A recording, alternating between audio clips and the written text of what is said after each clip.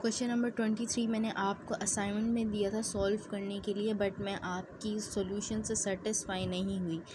As you know कि जब मैं आपको कोई क्वेश्चन करवाती हूँ, अब मुझे इस बात पे शदीद गुस्सा भी ये आ रहा है कि जब मैं आपको क्वेश्चन स्टेप बाय स्टेप समझाती हूँ, तो मुझे भी जब मैं आपको कोई टास्क दूँ तो आप मुझे उसका स्टेप बाय स्टेप करके दिखाएं। इस तरीके से सॉल्यूशंस तो हर की बुक में अवेलेबल होते हैं, हर जगह अवेलेबल होते हैं।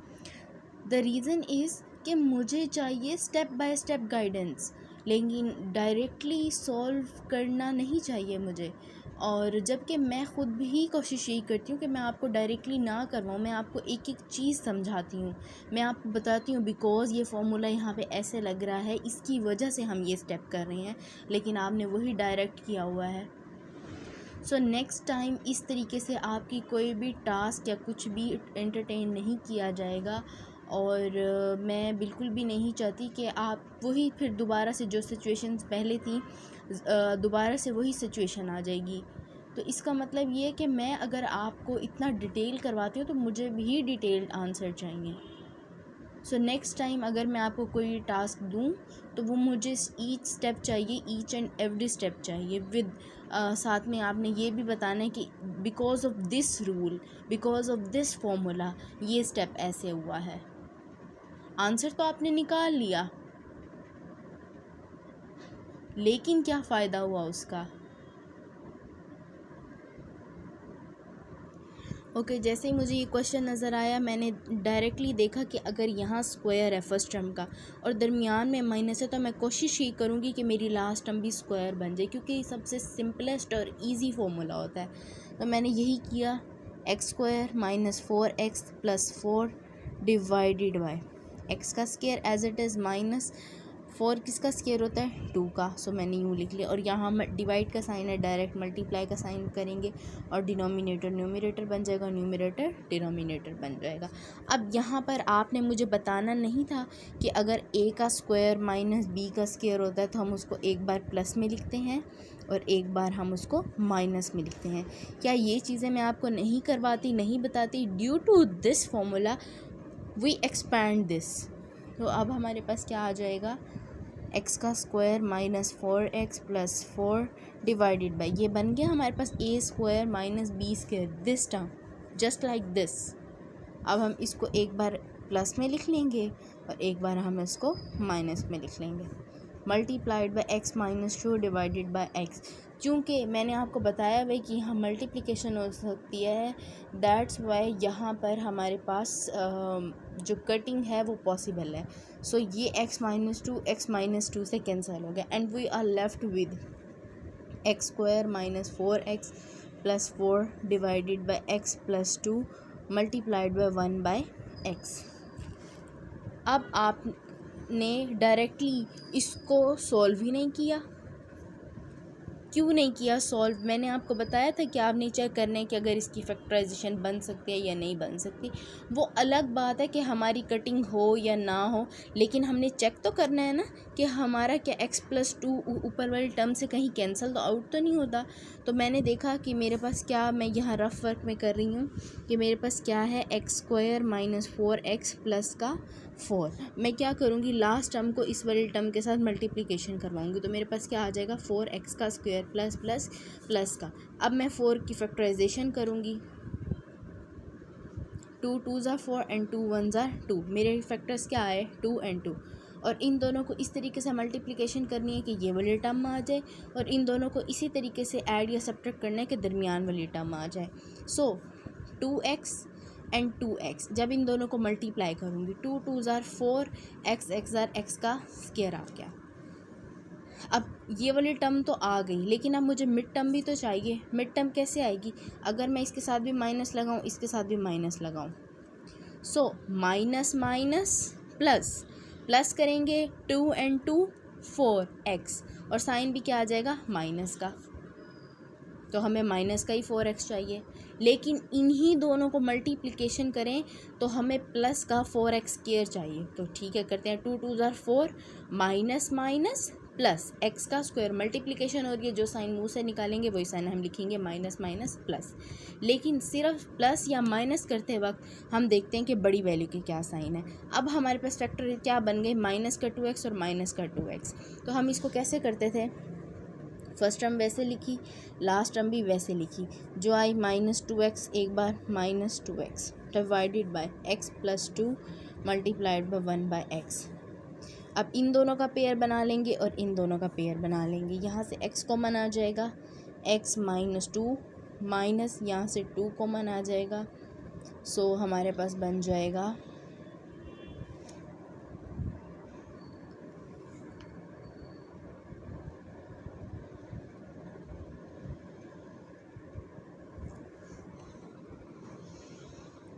हमारे पास क्या बन जाएगा, x बाहर माइनस है तो अंदर साइन चेंज हो जाएगा, -2 divided by x plus 2 multiplied by 1/x as it is आ गया। अब देखो हमारे अंदर वाले पेयर्स दोनों के दोनों बिल्कुल सेम बने हैं। इसका क्या मतलब है, इसका मतलब ये कि इनको वन टाइम लिख लेंगे, x -2 वन टाइम लिख लिए, यहाँ से क्या बच गया x और यहाँ से क्या बच गया -2 divided by x plus 2 multiplied by 1/x। अब देखो इसकी सिंप्लीफिकेशन करने का, अगर यहाँ पर नीचे हमारे पास है x प्लस 2 लेकिन ऊपर दोनों जगह है हमारे पास x -2, तो कटिंग पॉसिबल नहीं हो सकती। अगर यहाँ दोनों में से किसी एक के साथ भी प्लस का साइन आ जाता तो हम उसकी कटिंग कर देते, लेकिन जब तक हम इस एक्सप्रेशन को ओपन नहीं करेंगे हमें कैसे पता चलेगा कि कटिंग हो रही है या नहीं हो रही। आपने कटिंग की नहीं है, आपने डायरेक्टली उसको सॉल्व करके आंसर निकाल दिया, आपको कैसे पता चला कि ये वाली टर्म एज इट इज़ रहेगी। मैं तो यही समझूंगी ना कि आपने चीटिंग की है। आपने जो मुझे क्वेश्चन सेंड किया, आंसर सेंड किया है, उसमें आपने इसको सॉल्व ही नहीं किया। अब मैंने ये देखा कि मेरी यहाँ पर कटिंग पॉसिबल नहीं हो सकती। अब मैं इसको मज़ीद सॉल्व करूँगी। कैसे सॉल्व करूँगी, ऊपर वाली दोनों किसको सॉल्व करके आई हैं, इसको सॉल्व करके आए हैं ना, तो हम डायरेक्टली इसकी जगह ये लिख सकते हैं। ये ना भी लिखें, आप इन दोनों को अगेन मल्टीप्लाई करें और उसके बाद अगली चीज़ आपने क्या किया हुआ, आपने नीचे वाली टर्म को भी डायरेक्ट हालांकि मल्टीप्लिकेशन हो रही है तो ऊपर वाली टर्म्स ऊपर से मल्टीप्लाई होगी और नीचे वाली टर्म्स आपस में नीचे से मल्टीप्लाई होंगी, लेकिन आपने नीचे वाली टर्म को भी डायरेक्टली मल्टीप्लाई किया हुआ है। क्या मैंने आपको डायरेक्टली मल्टीप्लिकेशन सिखाई है? अब चूँकि हमारी यहाँ पर मल्टीप्लिकेशन नहीं हो रही, कटिंग नहीं हो रही, तो अब यहाँ पर हम अपनी क्या करेंगे, मल्टीप्लिकेशन करेंगे। ये दोनों ब्रैकेट्स आपस में मल्टीप्लिकेशन हो रही है और 1 के साथ मल्टीप्लाई हो रही है, तो अगेन यही वाली टर्म्स हमारे पास आएंगी और x नीचे इसके साथ मल्टीप्लाई हो रहा है तो हम मल्टीप्लिकेशन कर देंगे सिंपली। अब मैं कैसे मल्टीप्लिकेशन करूँगी, मैं चलो नीचे लिख देती हूँ। ये वाली पूरी ब्रैकेट इस वाली पूरी ब्रैकेट के साथ हो रही है, यानी हर एक एलिमेंट मल्टीप्लाई हो रहा है आपस में। सो मैंने ये फर्स्ट वाली टर्म लिखी x और जो सेकंड वाली ब्रैकेट होती है वो मैंने पूरी की पूरी लिख दी। सेम एज मैंने पहले x उठाया था, अब मैं क्या उठाऊंगी, -2 और ये वाली पूरी ब्रैकेट मैंने दोबारा से लिख ली। ये होता है बेसिक मल्टीप्लिकेशन का तरीका। मैं क्यों इतना मल्टीप्लिकेशन पे फोकस कर रही हूँ कि ये तो अभी बेसिक है, जब आगे इतनी बड़ी बड़ी मल्टीप्लिकेशंस आएंगी, अभी तो ये सिर्फ 2 टर्म्स आती हैं या 3 टर्म्स आती हैं, जब 4 या 5 टर्म्स आएंगी तब आप कैसे मल्टीप्लिकेशन करोगे, डिवाइडेड बाय। अब ये वाला जो x है ये मल्टीप्लाई हो रहा है x प्लस 2 से, that is equals to x से मल्टीप्लाई होगा, that is x square plus minus, इधर प्लस है ना, प्लस माइनस 2x, माइनस है इसके साथ प्लस है, प्लस माइनस का 2x और माइनस प्लस, चूँकि मल्टीप्लिकेशन हो रही है सो हम जो साइन मुँह से बोलेंगे वही लिखेंगे, 2 2 ज़ा 4 डिवाइडेड बाय। अब ये वाला x इससे भी मल्टीप्लाई होगा, ये वाला x इससे भी मल्टीप्लाई होगा, x and x square plus 2x। अगर मैं इसको मज़ीद इधर ऊपर सॉल्व करूँ सो x square minus plus 2 and 2 4, minus का 4 एंड प्लस का 4 divided by x square plus 2x। अब ये मज़ीद सॉल्व नहीं हो सकता and that is your answer. आपने डायरेक्टली सॉल्व किया हुआ है। कैसे? आपको कैसे पता कि हम इसकी फैक्टराइजेशन नहीं करेंगे, इसको नहीं खोलेंगे?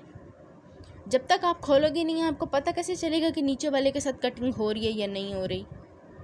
सो नेक्स्ट टाइम मुझे इस तरह से रफ वर्क चाहिए, फॉर्मूलाज चाहिए, ईच एंड एवरी स्टेप चाहिए, और कैसे ये आपस में ब्रैकेट्स मल्टीप्लिकेशन हो रही है। मुझे ये ऐसे मल्टीप्लिकेशन हो रही है, इसके बाद डायरेक्टली आपने ये आंसर लिखा हुआ है, मुझे ये आंसर नहीं चाहिए, मुझे ये वाला स्टेप चाहिए।